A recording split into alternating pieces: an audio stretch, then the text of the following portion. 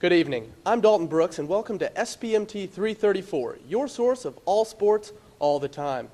Later on in the show, our very own Caleb Russell will be taking you on his behind-the-scenes tour across America in sports complexes and facilities. But before we get into that, we're going to take you into a little highlights. From here, we're going to take you to Augusta, Georgia for the 2012 Masters. The big story here was Bubba Watson's second shot on the second overtime hole, which ended up leaving him within 9 feet of his first Masters victory. Later on, you're going to see him putting in for the win after Louis Oosthuizen missed his par putt on the hole. From here, we're going to take you from the putting green to the soccer pitch with the UEFA semifinals getting underway this week. First matchup of the week is between Bayern Munich of Germany and Real Madrid of Spain. Here in the 17th minute, Frank Ribéry was able to control the corner kick and put Bayern to a 1-goal lead. Then later on in the 53rd minute, with Real on the attack, Benzema is somehow miraculously able to control a rebound and able to cross it over to La Liga's leading scorer, Ronaldo, who's able to deflect it off the goalie, and Ozil is able to put it in.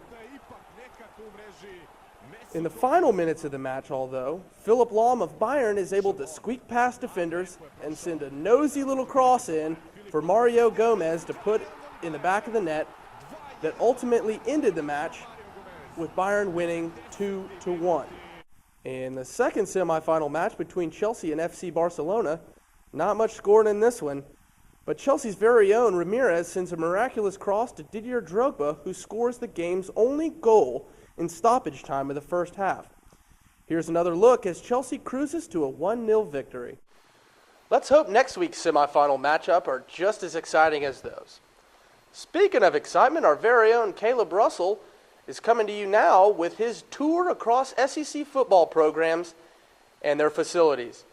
This tour is going to take us to College Station, Texas for the Texas A&M football program and their equipment staff. Helmets, laundry, and footballs. These are just a few things that Texas A&M football equipment staff have to deal with on a daily basis. I got a behind-the-scenes look with one of the equipment managers to talk about their daily operations. Take us through the procedures that you go through on a daily basis that helps the football team prepare every day. Well, we get here around 1 every day. We'll pass out the laundry from the morning's workouts, and the day before we'll go pass out the coach's laundry. And mostly we just work the window as is. If anyone comes up to the window with any equipment problems or anything like that, we'll help them out. And then at around 2:30, we'll go outside and set up for practice. Do the football players ever hassle you about wanting new equipment or wanting new things in the equipment room? All the time, especially the defensive ends, all the time. We then followed Chase to the Coolidge practice fields and found out what they do every day to set up for practices. What does it take on a daily basis to get the football team ready for practice out here on the battlegrounds? Well, we have to set everything up for all the drills that the coaches go through during practice. We have to lay out balls at every station for each position, and all the agility bags and cones and hand shields that each coach uses. And it doesn't take too long, about 30 minutes to do all that. But we also have to set up the speakers for the music that goes on during practice. And after that, we mostly just help out during the pre-practice walkthrough, and we assist coaches with their individual workouts and the team workouts throughout practice. And then we help out with post-practice and tearing down everything we set up for practice. Thanks, Caleb. I wonder where that train in the background is going to take you on your next stop.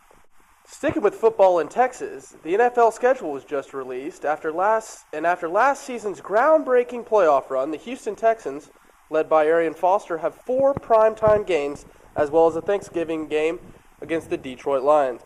Also looking to make a playoff run this year, the Dallas Cowboys have also got 4 primetime games and are looking to square off against their NFC rivals, the Washington Redskins, on Thanksgiving.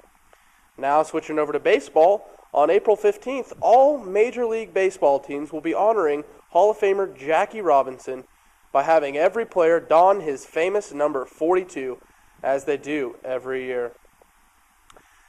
It's always a timeless tradition when they do that. Well, that's all for us here at SPMT 334. I'm Dalton Brooks. Now we're going to be sending you over to the highly anticipated Quidditch National Championship.